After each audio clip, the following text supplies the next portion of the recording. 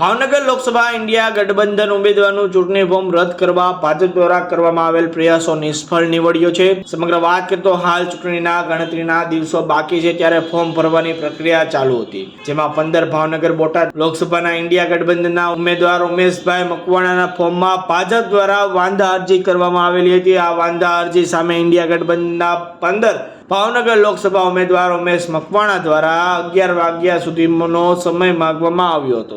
ભાવનગર ચૂંટણી ઇન્ચાર્જ દ્વારા ભાજપ દ્વારા કરવામાં આવેલી ઉમેશભાઈ મકવાણા વિરુદ્ધ વાંધા અરજી નકારી કાઢી અને 15 ભાવનગર લોકસભા ઇન્ડિયા ગઠબંધનના ઉમેદવાર ઉમેશભાઈ મકવાણાનું ફોર્મ મંજૂર કરવામાં આવ્યું હતું। મોટી સંખ્યામાં ઇન્ડિયા ગઠબંધનના હોદ્દેદારો, કાર્યકર્તાઓ અને સમર્થકો ઉમેશ મકવાણાના સમર્થનમાં ઉમટી પડ્યા હતા અને કાર્યકર્તા દ્વારા ઢોલ વગાડી આતિશબાજી કરી ઉમેદવાર ઉમેશ મકવાણાની સ્વાગત કરવામાં આવ્યું હતું। આ તકે ઉમેશ મકવાણા દ્વારા ભાજપ પર આકરા પ્રહારો કરવામાં આવ્યા હતા। ઉમેશ મકવાણા દ્વારા જણાવવામાં આવ્યું હતું કે હાલ પાડી ગયેલી ભાજપ સરકાર દ્વારા તંત્રનો દુરુપયોગ, મારું ફોર્મ રદ કરવા કાવતરા કરવામાં આવ્યા હતા, પરંતુ ચૂંટણી ઇન્ચાર્જ દ્વારા મારા ફોર્મ મંજૂર કરી લોકશાહીનું હનન થતું અટકાવ્યું હતું। આ ખુશીનો માહોલમાં ઇન્ડિયા ગઠબંધનના ઉમેદવાર ઉમેશ મકવાણા દ્વારા ભાવનગર ખોડિયાર માતાજીના આશીર્વાદ મેળવ્યા હતા।